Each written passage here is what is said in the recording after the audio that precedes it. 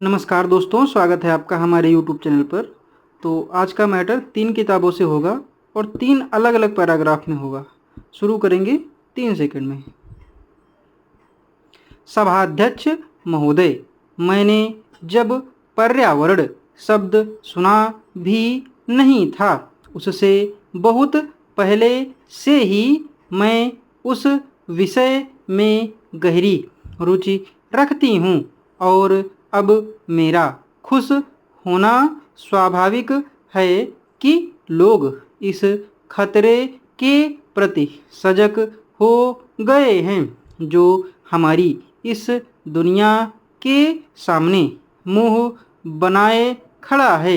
मुझे मालूम है कि ऐसे श्रोतावर्ग के सामने मैं बोल रही हूँ जो विचारों की दृष्टि से बदला हुआ है और मैं बहुत सी बातें कहूँगी जो आप अच्छी तरह जानते हैं, मगर ये और बड़े श्रोता वर्ग के सामने आनी चाहिए।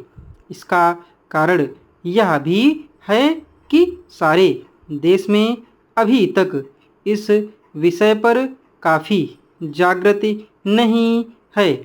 मैं आशा करती हूँ कि यह समिति सारे देश की और विशेष रूप से हमारे नवयुवकों की इस आंदोलन में रुचि जगाने और उन्हें इसमें सम्मिलित करने में सफल होगी।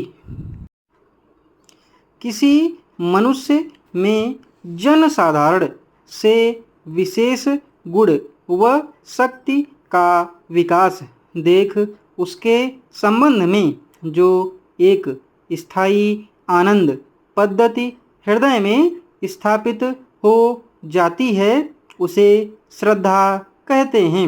श्रद्धा महत्व की आनंदपूर्ण स्वीकृति के साथ साथ पूज्य बुद्धि का संचार है।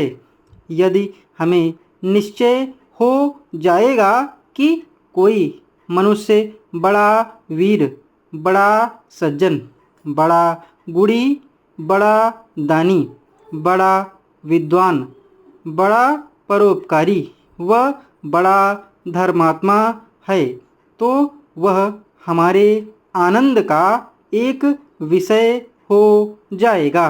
हम उसका नाम आने पर प्रशंसा करने लगेंगे, उसे सामने देख आदर से सिर नवाएंगे।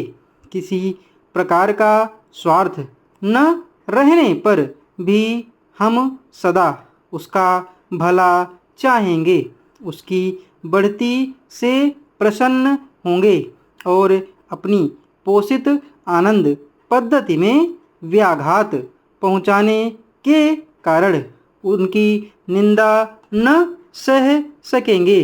इससे सिद्ध होता है कि जिन कर्मों के प्रति श्रद्धा होती है उनका होना संसार को वांछित है। यही विश्व कामना श्रद्धा की प्रेरणा का मूल है।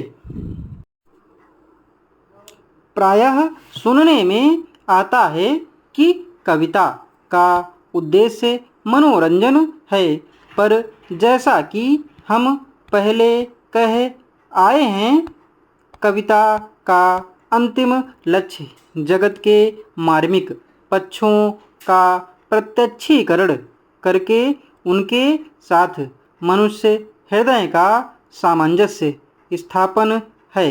इतने गंभीर उद्देश्य के स्थान पर केवल मनोरंजन का हल्का उद्देश्य सामने रखकर जो कविता का पठन पाठन या विचार करते हैं वे रास्ते ही में रह जाने वाले पथिक के समान हैं। कविता पढ़ते समय मनोरंजन अवश्य होता है, पर उसके उपरांत कुछ और भी होता है और वही और सब कुछ है। मनोरंजन वह शक्ति है जिसमें से कविता अपना प्रभाव जमाने के लिए मनुष्य की चित्तवृत्ति को स्थिर किए रहती है, इधर उधर जाने नहीं देती। डिक्टेशन की स्पीड 85 शब्द प्रति मिनट रही है। पीडीएफ आपको हमारे टेलीग्राम चैनल से मिल जाएगी। टेलीग्राम चैनल का लिंक नीचे डिस्क्रिप्शन में और कमेंट बॉक्स में दोनों जगह मिल जाएगा। धन्यवाद।